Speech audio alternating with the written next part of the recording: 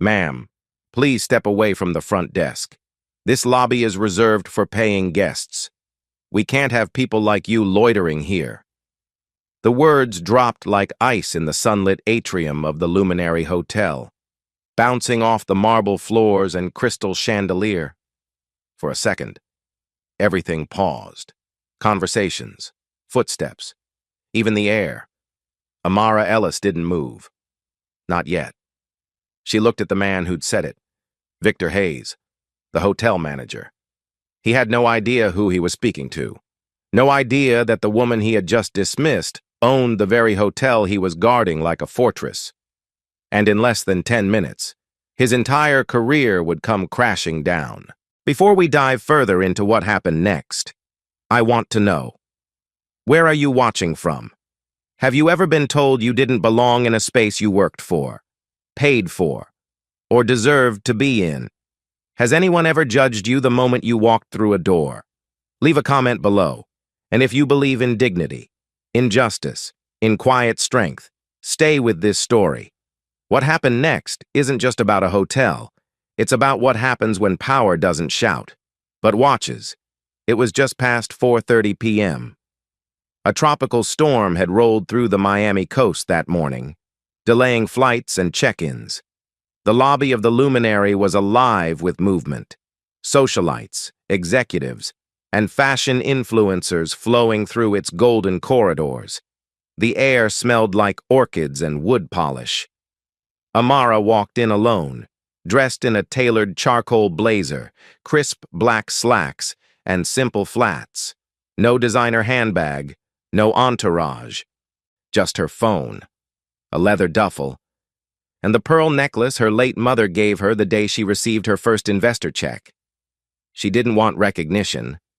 In fact, she hoped for the opposite. Amara had arrived quietly, driving her old silver 2010 Honda Accord herself, not because she couldn't afford more, she could buy the block, but because she needed to see if the online rumors were true. Reviews had been stacking up on Yelp and TripAdvisor. Comments about microaggressions, dismissive tone, ignored service, all pointing toward a quiet culture of bias at this very hotel, her hotel, and if her staff was making decisions based on skin tone and assumptions. She had to know, firsthand. Victor Hayes barely looked at her. He didn't check the name she gave, Amara Ellis, booked for the penthouse suite. Instead, he waved to the concierge beside him, Sophia Klein, who typed half-heartedly into the system. A reservation system glitch. A common error since the latest update. Briefly mislabeled her booking as incomplete. "There's no reservation under that name," Sophia said flatly. "You may be at the wrong location." "I have the confirmation here," Amara said calmly. Holding up her phone, Sophia didn't bother looking. Victor leaned slightly over the counter. "You can't linger here. Ma'am, the lobby's full with guests waiting to check in. We recommend trying one of the other hotels near downtown."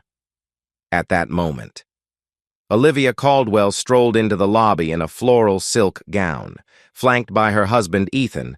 She carried herself like royalty, chin high, lips pursed, her perfume arriving before her. Victor's posture changed the instant he saw her. He stepped around Amara like she wasn't there. "Welcome back, Mrs. Caldwell," he said warmly. "We have a little something extra for you this evening." Olivia smiled, her eyes drifting to Amara, lingering for a beat. "Is she waiting for someone?" she asked Victor. Then, casually, she slipped a folded bill across the counter. $500. "Let's make sure we don't have any interruptions during our stay." Victor pocketed the money without flinching. "Of course," he said. "VIP treatment, just as always." Then, without lowering his voice, he added, "We've had a few strays trying to slip in today." Olivia turned fully toward Amara.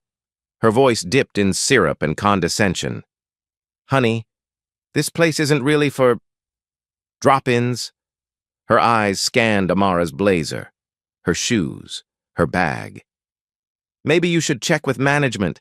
I'm sure they can guide you to something more appropriate for your price range." Amara didn't react. Not visibly. She simply tapped her phone's camera and began recording. Lila Patel, a 50-year-old journalist seated nearby with her laptop, noticed and did the same. A former editor for a national newspaper. Lila had seen enough in her career to know when a story was unfolding in real time. At the other end of the lobby, Malik Johnson, a black security officer in a Navy uniform, kept his eyes trained on the scene. He didn't move yet, but he recognized the storm brewing. Amara took a small step forward. "I'm asking once more. Please check the reservation under my name." Victor didn't even respond. Sophia crossed her arms. "Ma'am, you've been told this is not the place for walk-ins. We're already overbooked due to the gala." Malik finally approached. "Is everything okay here?" he asked. Amara held up her phone to show him the email. He glanced at it, jaw tightening slightly. "That's a valid confirmation," he said. Victor snapped. "She's not in the system, and if she's not listed, she's not a guest. That's it." Amara slowly turned her gaze to Victor. "You're sure you want to finalize that statement?" she asked, voice low. Olivia smirked behind her. "Is this really happening?" she whispered to Ethan. "They always think they're someone special." Ethan just nodded, bored. Checking his watch, Lila hit upload. The clip, 30 seconds long, was titled, "Black Woman Denied Entry Despite Reservation at Luminary Hotel." Within 2 minutes, a fashion influencer staying at the hotel reposted it to 2 million followers. Comments began pouring in. Victor remained clueless. "Ma'am, if you refuse to leave, I'll have security escort you out." Sophia whispered something to him, perhaps worry flickering in her eyes, but he waved her off. Olivia watched like it was theater. And then, as if the past had whispered back to her, Amara touched the pearls at her neck. She was 21 when she first stood in a hotel lobby like this, hopeful, prepared, dressed in her best thrift store skirt suit. She had applied for an internship at a 5-star hotel just a few blocks from where she now stood. The manager never even made eye contact. Just said, "We've filled the position," before interviewing another candidate, a white girl who walked in 20 minutes later. That moment lit a fire in her. She didn't cry. She studied harder, graduated faster, started from the bottom, front desk to corporate. And when she bought her first hotel a decade later, she made a vow never let her staff forget who they served or who they represented, but she had. Somewhere between board meetings and shareholder calls, something slipped. She trusted policies, audits, internal surveys. She forgot that discrimination doesn't file reports. It smiles to your face and denies you with a clipboard. Now it was staring her in the face again. Victor's voice rang out one last time. "You have 30 seconds to leave this lobby." Amara didn't flinch. She pressed a number on her phone. "Maya," she said clearly, "start the media call and prepare HR." Victor blinked. Olivia stepped back. And for the first time, Sophia looked nervous. None of them realized yet that the woman they tried to erase was the one who signed their paychecks. But they would. Very soon. Victor Hayes stiffened behind the marble desk, eyes flicking toward the nearest security call button as if Amara Ellis had just crossed some invisible line reserved for the uninvited. And in his voice now came a tone sharpened by arrogance and union-backed confidence as he declared, "If you don't leave the premises in 60 seconds, I'll have you escorted out by security. We're not obligated to tolerate this kind of behavior."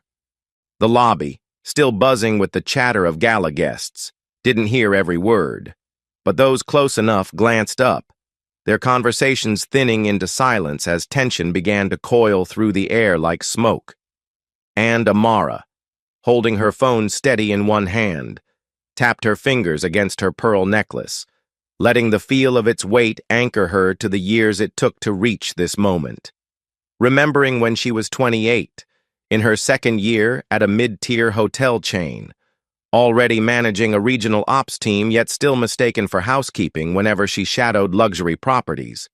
She remembered the day a client walked in, white, loud, dripping with money, and when she rose from the conference table to greet him, he looked right through her, shook hands with the junior associate standing beside her, and told him, "You must be the one in charge." A moment that had stung less because of the insult, and more because no one in the room corrected him. No one redirected credit. Not even the colleague she had trained. And it was that day she promised herself she'd build something of her own, a space where dignity wasn't optional or performative. And now, standing in her own lobby being treated like a trespasser, the irony scorched through her like acid. Sophia, clearly emboldened by Victor's stance and perhaps hoping to deflect her own fear of being seen as soft, crossed her arms again and added with a practiced coldness, "You're making a scene, ma'am. If you were truly a guest, your name would be in our system." And though her voice trembled slightly at the end, she masked it with a glare that didn't quite meet Amara's eyes. "She has a valid confirmation email," Malik Johnson said firmly, stepping between them, his posture protective but respectful, his tone calm, and Victor turned on him quickly, voice raised. "You're out of line, Johnson. This doesn't concern you." But Malik didn't back down, and as the light from the chandelier above bounced off the polished floor and the tension settled deeper into every polished edge of the room, Amara's phone vibrated lightly with a message from Maya. Media outlets flagged. Lila's clip trending. Influencer repost confirmed. What's your move? Amara didn't reply yet. Her hand closed around the phone, her mind already calculating what needed to happen. But she knew this moment required restraint, not reaction. Sophia took a step closer to Victor, whispering something that sounded like, "Should we really push this? What if?" But Victor raised a hand and said louder than necessary, "The rules are clear. No name, no stay. I don't care what video she's recording. She can post all she wants after she leaves." The air rippled as gasps moved through the crowd, now watching more openly. And Lila, holding her phone chest level, spoke just loud enough for those around her to hear, "It's streaming live. They're trending already. People are watching." Amara glanced toward a pair of guests in the corner, an older black couple who had been sitting quietly since her arrival, and saw the woman nod subtly at her, a quiet gesture of solidarity that said, "I see you. I've been you. I'm rooting for you." Olivia Caldwell laughed from behind the concierge desk, her voice dripping with cruelty. "Well, if she's not in the system, I say let the help do their job and show her the exit." Ethan snorted, barely concealing his smug boredom, and Amara turned to them now, not with fury but with something far more cutting, clarity. "It's interesting," she said evenly, "how quickly you all become experts on who belongs, as if you were born into ownership, as if power only wears your face." Victor pointed to the elevator. "You need to leave. Now." Malik didn't move. "Not until her booking is confirmed or denied by someone higher than you," he said. And for a moment, the entire lobby felt like a courtroom, frozen in anticipation of the verdict. Sophia's fingers hovered over the keyboard again, this time uncertain, her voice faltering as she admitted, "There might be a glitch from the update this morning. Some of the penthouse reservations didn't carry over." "Didn't carry over?" Lila repeated with a raised brow. "So what you're saying is, she might be telling the truth, and you tried to eject her based on what you assumed?" Victor glared at Sophia. "You weren't supposed to say that." Amara stepped forward. "So let me be clear. Your system is flawed. Your assumptions are louder than your process. And the only reason I'm standing here calmly is because I've seen worse than this. At 28, I was told to sit at the back of a leadership training I designed because someone assumed I was the caterer. And still I led the room. Still I rose. But you? You're about to fall. Not because of me, but because of what you represent. And as Victor opened his mouth to respond, another guest nearby, a young woman in a gala gown, lifted her phone and said, "Oh my God, this is her. This is the woman who owns Luminary Hospitality. I just Googled it." Sophia went pale. Victor froze. Olivia sputtered, "That's impossible. She drives a Honda." And Amara, adjusting the strap of her duffel, replied with a soft but lethal edge, "Some of us don't need status symbols to prove our worth. We just show up and watch." The lobby erupted in murmurs. Phones lifted. Malik took one small step back, giving her space. The chandelier above no longer glinted for the Caldwells. It glinted for her, and for the first time. Victor looked unsure, not of her presence, but of his own. Sophia Klein's fingers hovered above the keyboard, frozen between protocol and fear, as dozens of guests began turning their attention toward the confrontation unfolding by the front desk, and Victor Hayes, whose authority had moments ago filled the lobby with arrogant certainty, now blinked slowly, struggling to calculate the weight of the silence pressing down on him.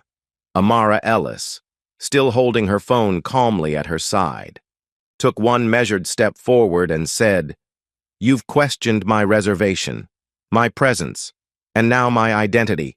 So let's keep going, shall we?" Her voice, steady and firm, carried effortlessly through the chandelier-lit space, and Lila Patel, recording steadily from a velvet lounge chair nearby, whispered into her phone mic, "It's her. Confirmed. This woman owns the chain," a young bellhop whispered to his colleague, and within seconds, a ripple of realization began threading through the guests in the room like a tightening wire. But Victor clung to what control he had left. "There's no way," he muttered. "She's not. No one told me." And before he could finish, Malik Johnson stepped forward, now no longer just a witness, but a protector, standing at Amara's side with his back straight and eyes unwavering. "She gave you 3 chances," Malik said evenly. "You failed everyone." Amara turned to Sophia. "Run the name again," she said. "And this time, try using your eyes." Sophia, now visibly rattled, typed without speaking, and as the search returned with a blinking confirmation.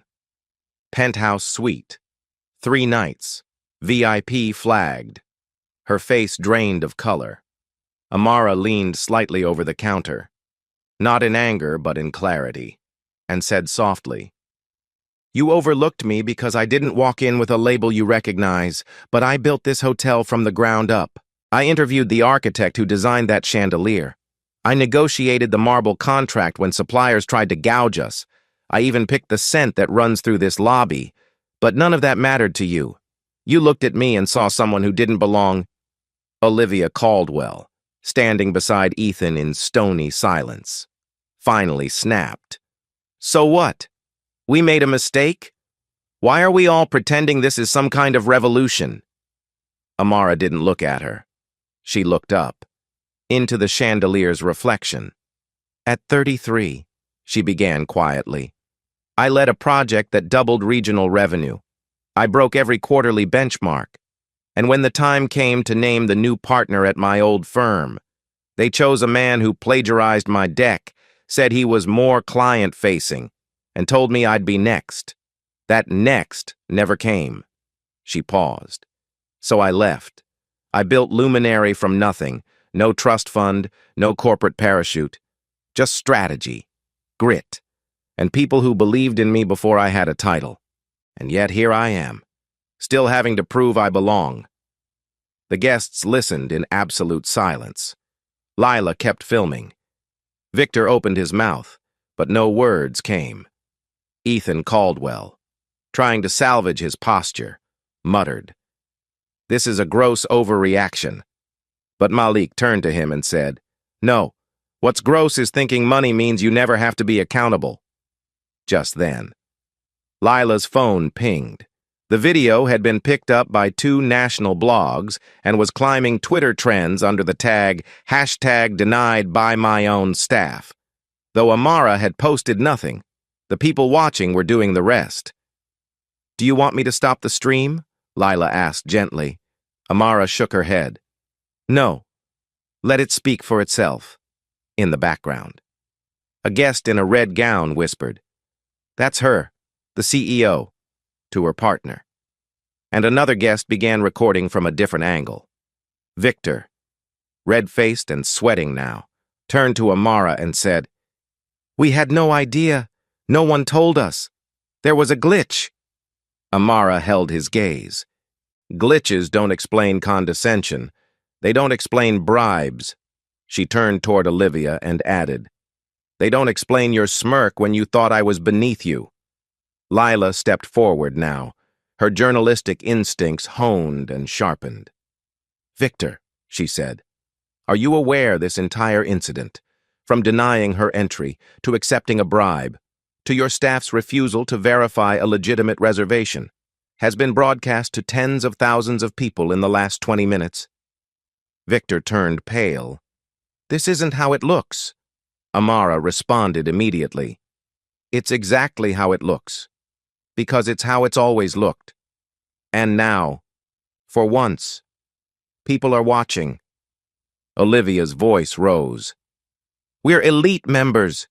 We've invested in this hotel for years." But Malik cut her off. "You invested $500 in silence." The room flinched. A murmur of shock swept the space as guests looked between Amara and Olivia.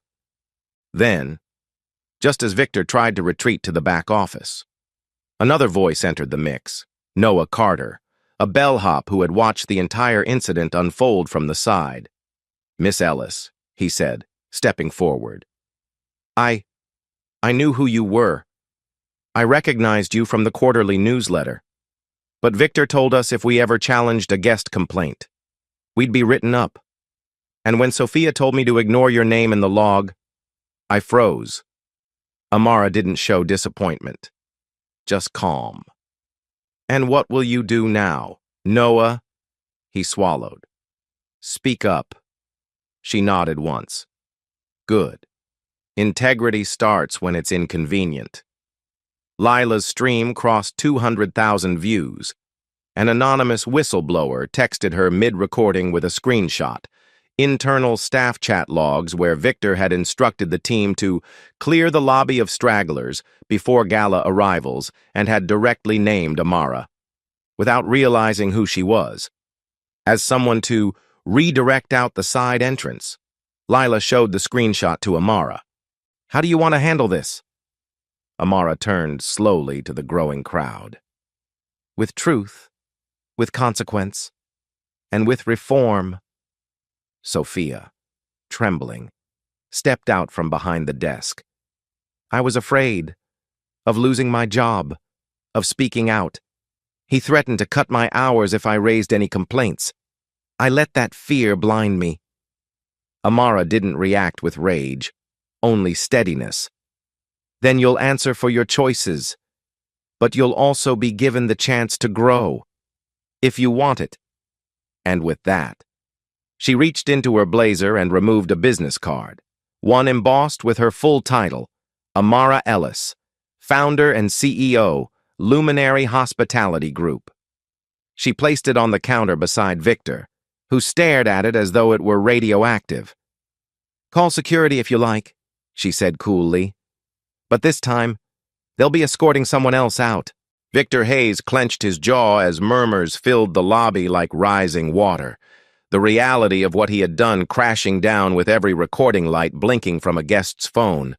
But instead of retreating, he doubled down, voice tight and hands trembling as he barked.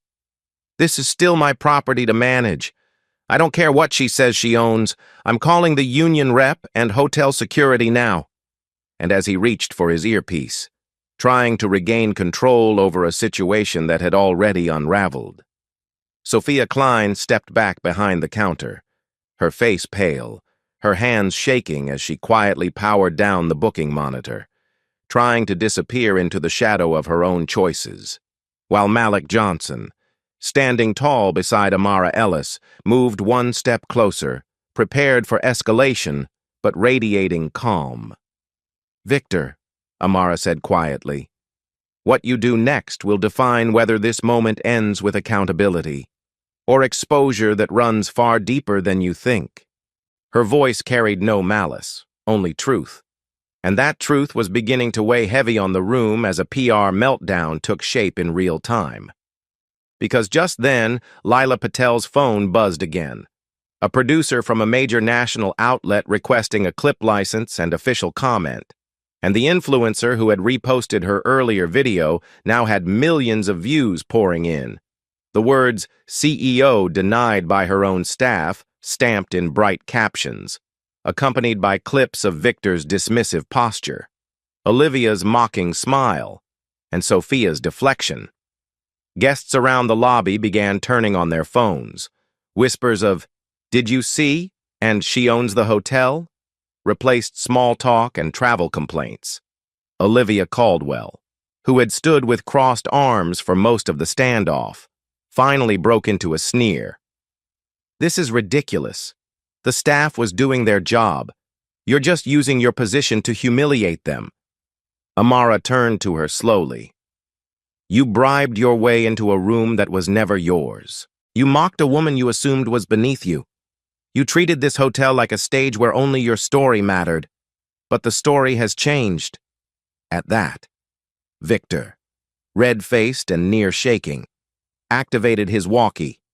"Security to the front desk. Escort the guest in the gray blazer out immediately." The room inhaled. Malik stepped forward, blocking the path. "No one's escorting her anywhere.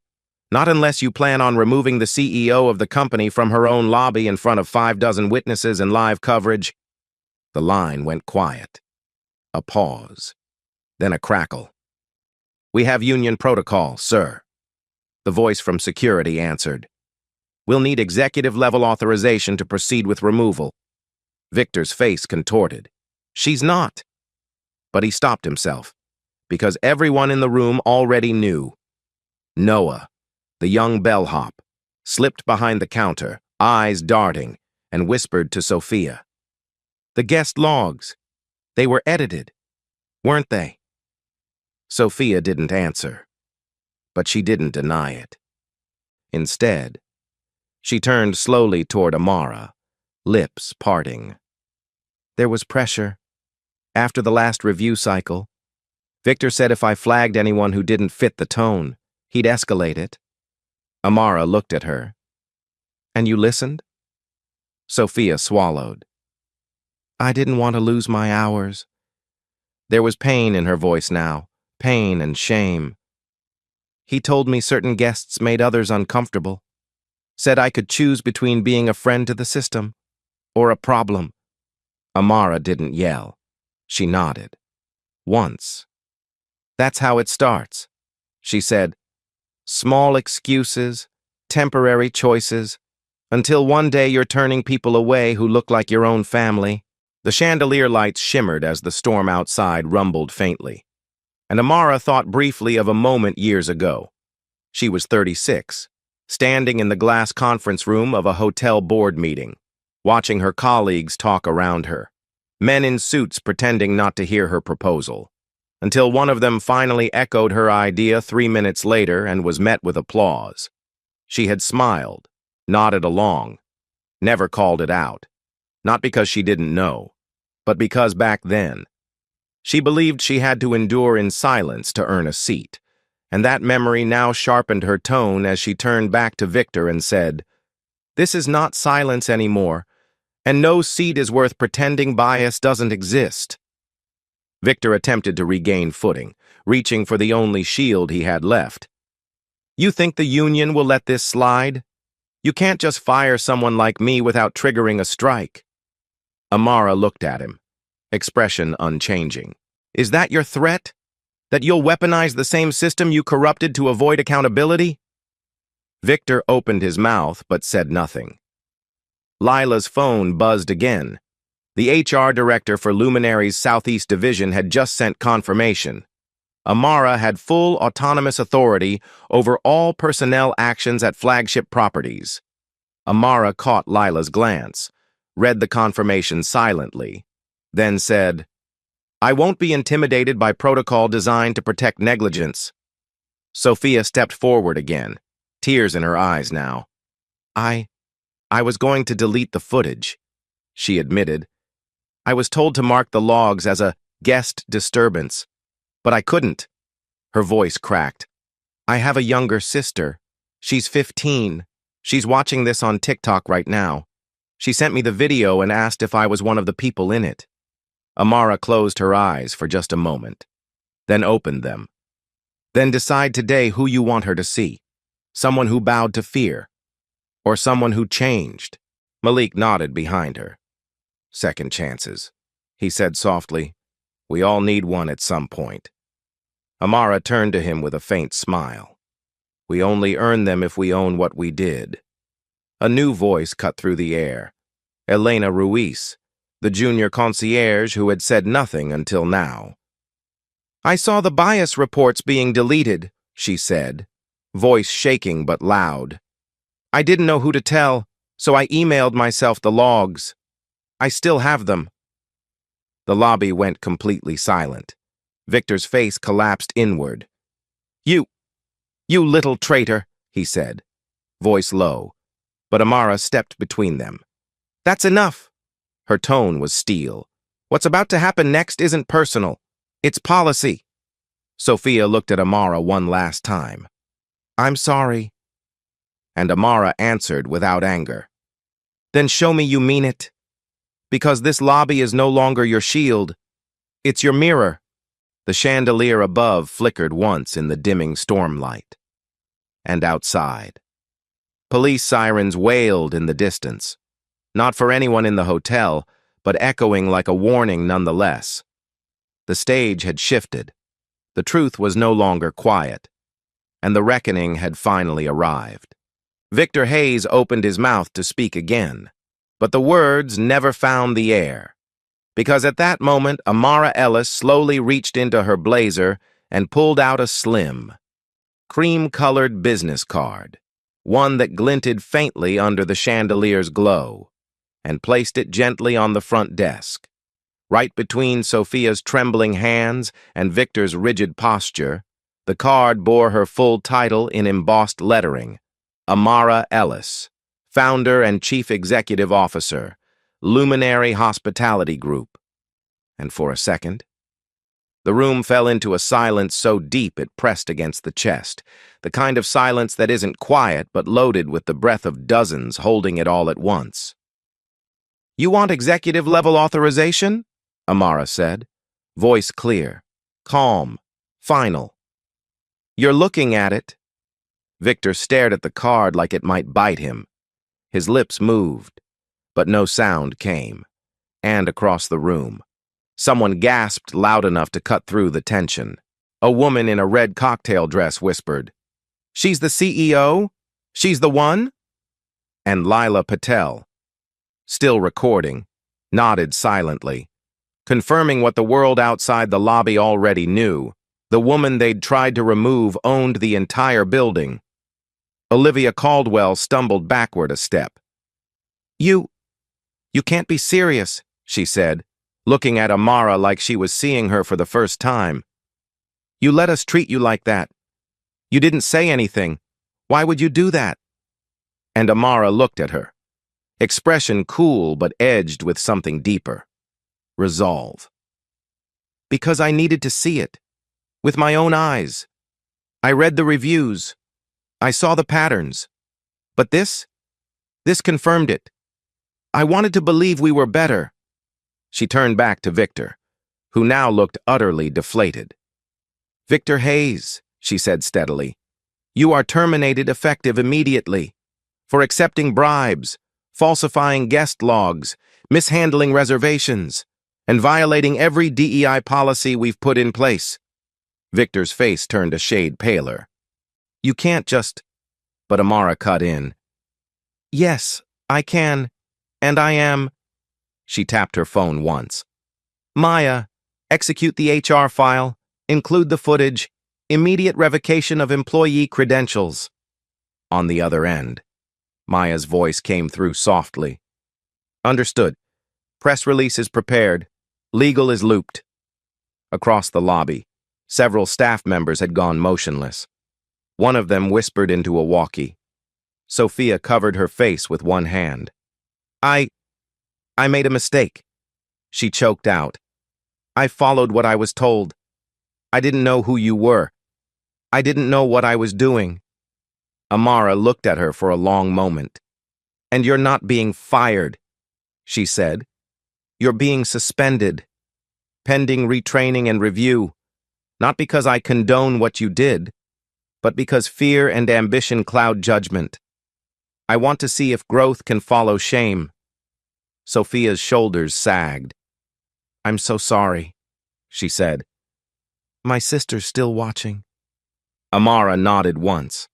Then give her something worth watching. The room was so still it felt like a courtroom.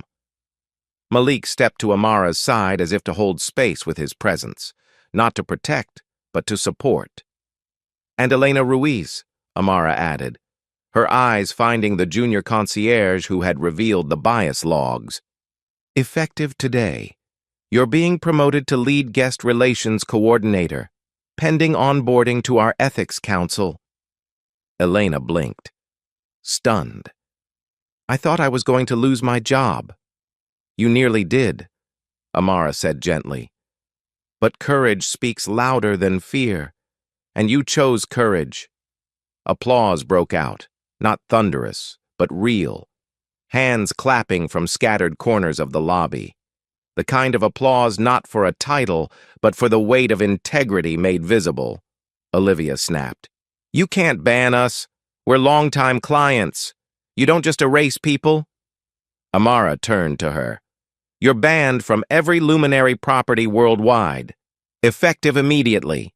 Refunds will be issued for the remaining reservation.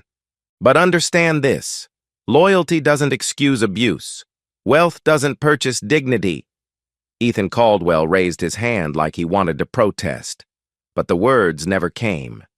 He simply looked at the floor and nodded, as if finally realizing his name didn't mean immunity. Lila lowered her phone. Do you want to issue a public statement now? She asked. Amara thought for a moment, then shook her head. The truth already spoke. Guests began murmuring to each other, several approaching Elena to thank her, others nodding at Malik, at Lila, at Amara.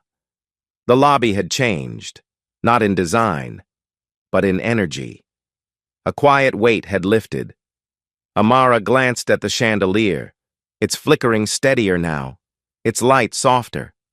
She exhaled once, then adjusted the necklace around her neck, the one her mother had given her long ago with the word strength engraved in the center pearl.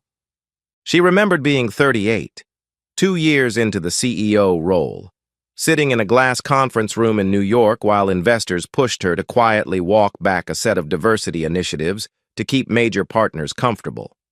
She had sat in that chair, stared out at the skyline, and seriously considered quitting, walking away from everything. But she didn't. She stayed. Not because it was easier, but because leaving would have meant surrendering the space to the very forces she was trying to dismantle. And now, standing in her own lobby, having just removed the rot herself, she felt that same storm subside. We fix what we face, she whispered. Then, without fanfare, she picked up her duffel bag, tucked her phone into her pocket, and walked toward the penthouse elevator. Not escorted, not dismissed, not explained, just seen. The moment Amara stepped into the penthouse elevator, the lobby below didn't quiet. It transformed, its polished elegance now layered with consequence and reflection. As the PR crisis she had anticipated began unfolding across media outlets like a tidal wave cresting toward the brand's entire reputation. News headlines updated in real time. Screenshots of Victor's confrontation and Lila's live stream spreading across feeds with captions like "CEO denied at her own hotel" and "Hospitality giant faces internal bias scandal." And even as Maya coordinated with HR and communications from Amara's upstairs suite, the impact was already visible.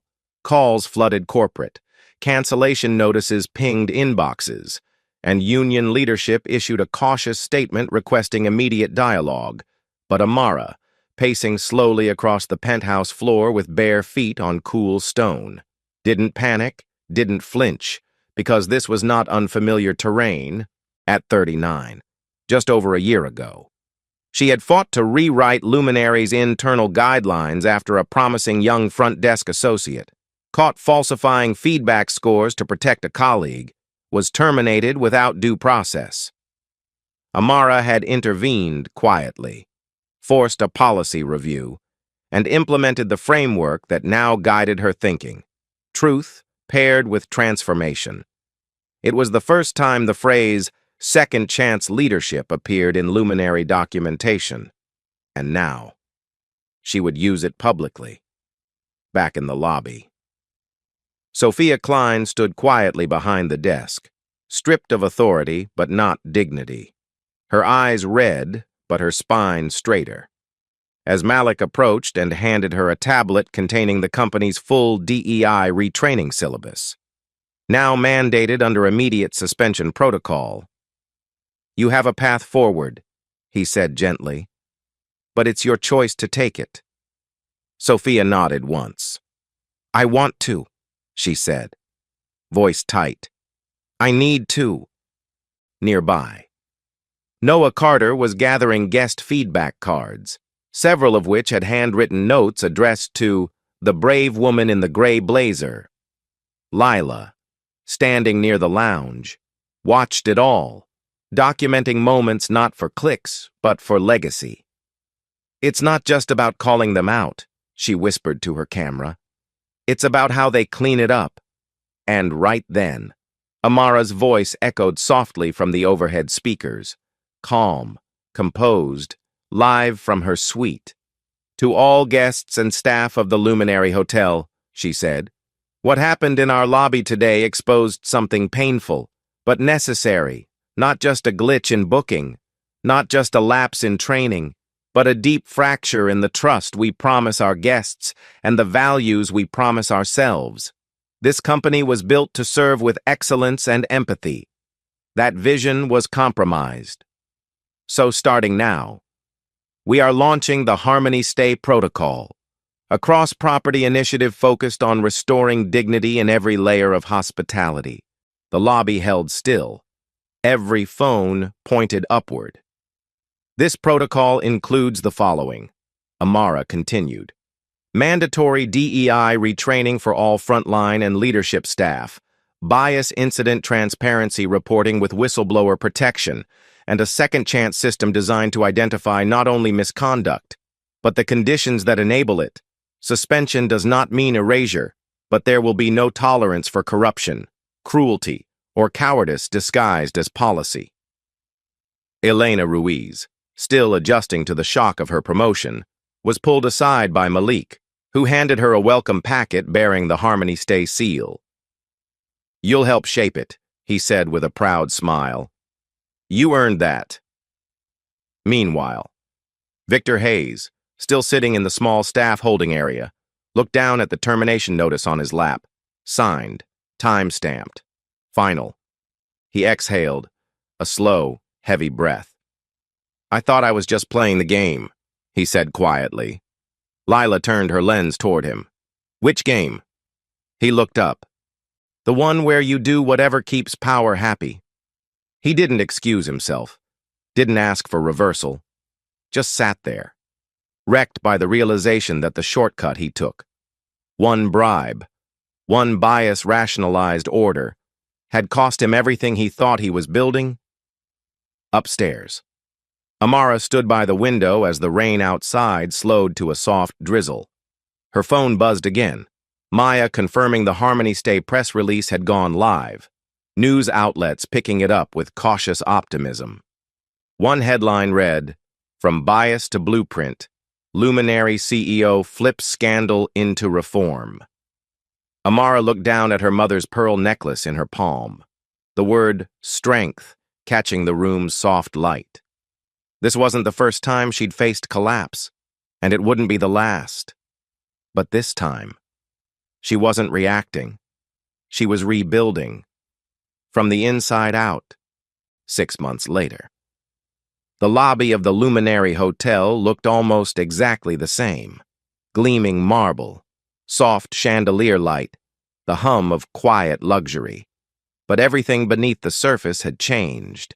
Not just in furniture or faces, but in the way people moved, the way they looked at one another, as if dignity had finally been woven into the atmosphere.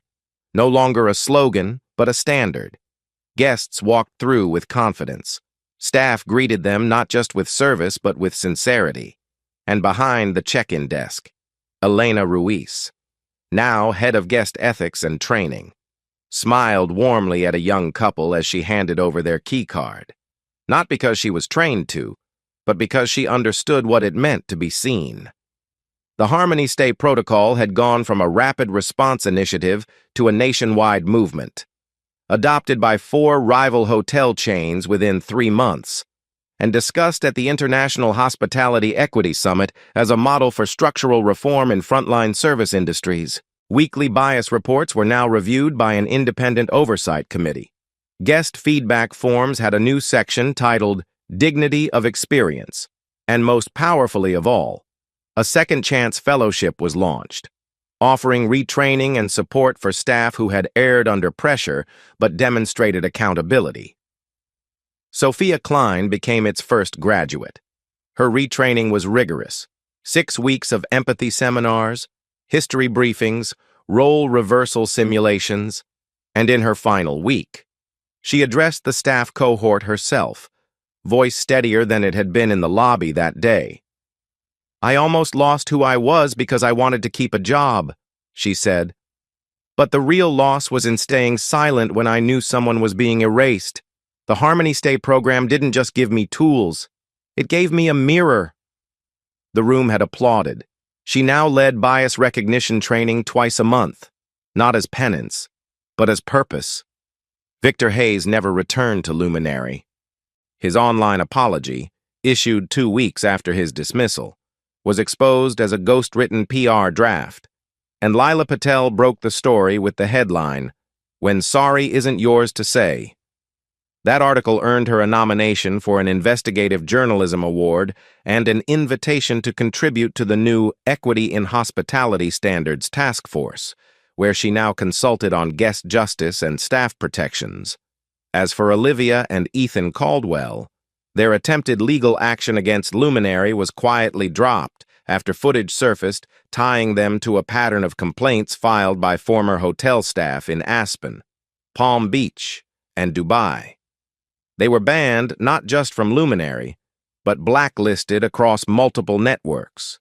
Reminders that entitlement without accountability was no longer welcome in public spaces. And as all of this unfolded, Amara Ellis didn't retreat into a boardroom or hide behind statements. She led, quietly, consistently. She attended staff orientation every month. She spoke to guests directly. She launched an internal podcast where she interviewed housekeepers, bellhops, chefs, and night auditors, asking them the same 3 questions. When were you last seen? What did it cost you to be ignored? And what would dignity look like today? One of those episodes, featuring a janitor named Ray who had worked 20 years without ever being asked his name, went viral for its closing line. "Dignity," Ray said, "feels like being asked a question before being given an order." Amara carried that line with her everywhere. On December 6th, the 6-month anniversary of the incident, Luminary held a quiet gathering in the same Miami lobby.